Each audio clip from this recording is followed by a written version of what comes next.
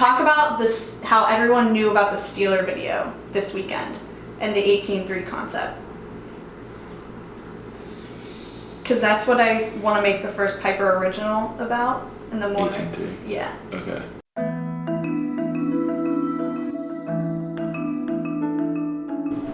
We're 9 months into our ongoing experiment where we have been vlogging Piper Creative from its inception. We have created a ton of content, we have made a number of new connections, and there's one interesting thread that I've been pulling on lately, and the analogy that I've been using to explain it is 18 and 3. The idea of 18 and 3 came to me when I was at a networking event, and someone came up and they not only knew my name, they not only knew Piper, they not only knew what we were doing, but they had been consuming a lot of our content and were very excited to finally meet in person. Now, superficially, what that sounds like is a micro version of fame, where someone came across your image, your likeness, your content, got to know you, and then meets you in person and you already hold a certain significance. But there was another layer to what happened there that I have just found incredibly interesting. It's the essence of branding, it's the essence of fame, but it's a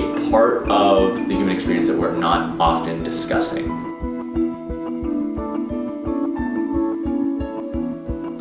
In this environment where what was effectively two strangers meeting in a single place, the conversation kept moving to Piper, to Aaron Watson, to the goings-on of what we were doing, because on both sides of the coin, on both sides of the table, there was more information about what it was that we were doing.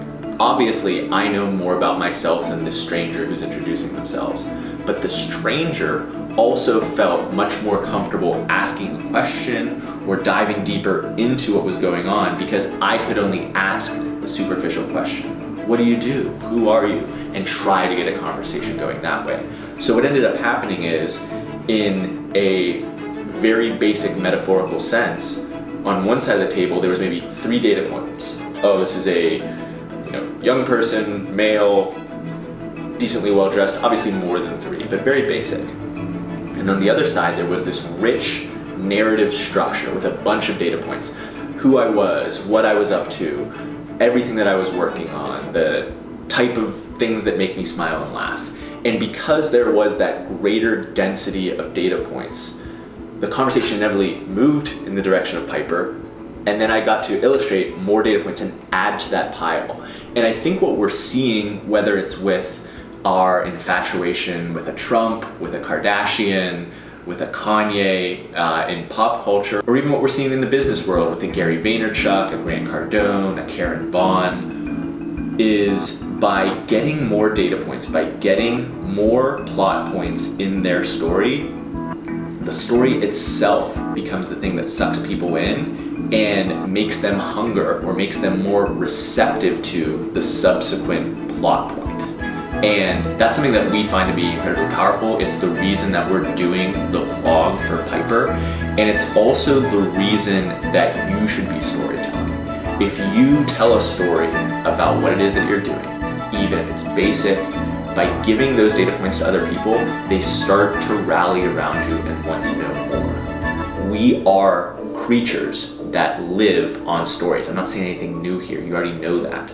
But by giving people more of your story, you are actually softening the beachhead for even more of your narrative to land in the future.